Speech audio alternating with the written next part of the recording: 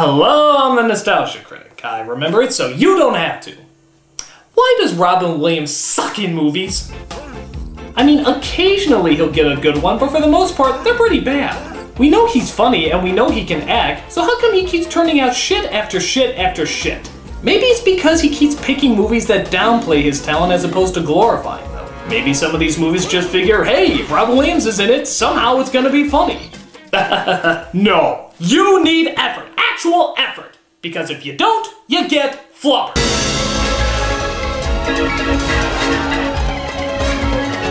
A remake of the only semi-decent but still imaginative Absent-Minded Professor, Flubber asked the question, how can we take a creative premise with a weak story and make it even weaker? I don't know, but heaven above they succeeded. So, let's see what the flub went wrong with this crappy-ass remake. First of all, you'll be shocked to see that one of the writers is the recently deceased John Hughes. I don't know what's sadder, the fact that such a great writer is gone, or the fact that he didn't know how to use the name Alan Smithy. We see our main hero named Philip Brainerd, who mistakenly, instead of turning off his alarm clock, launches a trash can into the air.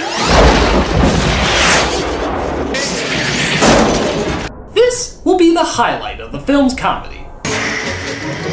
We see him use a breakfast machine that's never been used in a movie before, except these, when he sits down and talks to his latest invention named Weebo, a flying robot with artificial intelligence whose main job is to whore out public domain movies and Disney cartoons. You better hurry up. The loan's due at the end of the school year. Tell me about it. Why does that voice sound familiar?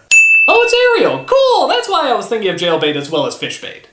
So it turns out Dr. Brainerd is getting married today to the president of the college, Sarah Reynolds. It would all be really romantic if this wasn't his third time attempting it. I am dead serious. Third time! Well, in his case, once is justifiable, twice is understandable, but 3 times. Okay, honey, word of advice to you. If he misses your wedding once, dump him. Twice, kill him. 3 times, go Lorena Bobbitt on his ass, but for God's sakes, learn a fucking lesson!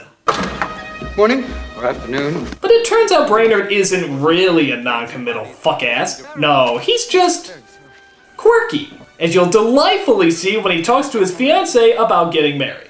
I was talking about your excitement. Excitement. The wedding. Congratulations. It's the wedding! Sarah and I. Oh, the wedding. Oh, I'm looking forward to it, aren't you, honey? It's today. Are you sure? Let's cross off charming and delightful. So that just leaves us with douchebag. And I want you to promise me on everything between us that you'll be there, okay? I'd rather die than disappoint you. Promise? But he's approached by that one guy, whose name you can't remember, but always recognize, because he's the asshole in every movie that he's in. What happened between us, Phil? Well, I just got tired of you stealing my ideas, Wilson. I won't deny that I hate you for your brilliance. I'm petty, corrupt, and to that end I have profited from your ideas. Why are you here? No, to be honest, I'm here this weekend to steal your fiancée and make her my wife. Wow, that is the most blunt villain ever. I should really hate what an obvious cardboard cutout he is, but to be honest, it's kind of refreshing. I just love the lack of creativity with him. It's like he just came out and said, I'm the antagonist. I tied your girlfriend to the railroad tracks, put a bomb on a bridge, and ate puppies for dinner. No reason, I'm just evil. But before he can go to his wedding, his latest experiment seems to be making some fast developments. Behold, there it is. Now it'll work. So yes, he misses his wedding again for this scientific breakthrough. But at least he's doing it for a good cause. You see, the college is going to close, and unless Brainerd can come up with an ingenious invention, he won't be able to get money to keep it open. If I could solve this whole metastable compound business, I could save the college. You know, a new energy source would be worth a fortune. But wait a minute! What about fucking Weebo? A flying robot with the ability to think and create emotions? Don't you think that would be worth a couple bajillion dollars? This is really not an area you're qualified to offer perspective on. You're an idiot! So we see his fiancée literally in tears, but at least our professor created another scientific milestone. That, knowing him, he'll probably use for dog food. Not great, he created Slimer.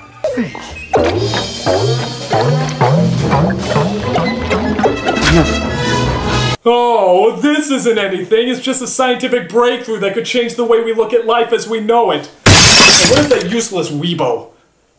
So he stands proud with his scientific snot. As it turns out, it can actually be very hard to control. It's gone. How can anything get in your window? It's closed, okay? Look out! Irony! Horrible, horrible irony! So after his invention kills God knows how many innocent bystanders, Brainerd finally gets it under wraps. Do you know what this is? Flying rubber? It's flying rubber. It's flubber! Oh, say, I wonder what that woman thing I talk to sometimes is doing right now. Oh well, flubber! So he discovers that flubber only increases in speed rather than decreases the more it bounces. But those facts don't make very good apology cards. You missed the wedding. I'm sorry. Well, audience, do you hate me yet? I skipped out on my wedding, blew up my basement, and might be having an affair with my flying iPhone. I'm the perfect hero for Disney. Oh. So he goes to her office to try and explain what happened. The castrating iron is in the corner, honey. For the third time, you left me standing at the altar. Will you please let me explain? This is the reason I didn't make it last night. Flubber! Isn't that remarkable, Sarah? You broke my heart so that you could stay home and make some green goo. Sarah, it's much more than that. Boy, you gotta give this guy credit. He skips out on 3 weddings and yet somehow tries to make it look like she's the one not listening. If you apply a small amount of energy, it liberates an enormous quantity of energy. But she ignores the elastic plastic as it turns out one of the main sponsors of the college, played presumably by Joe Biden, is angry because Brainerd failed his son in chemistry. I got thrown off the basketball team. I flunked chemistry. And yes, that not quite Shia LaBeouf, it's played by Wesley from Star Trek, Will Wheaton. I have a science requirement, you moron! Shut up, Wesley! So he sends his 2 goons to persuade Brainerd to giving his son a good grade. But Brainerd is too busy testing flubber to notice them.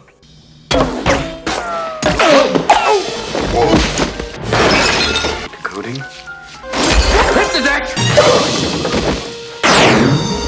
Oh, good! Now let me test it on this anvil.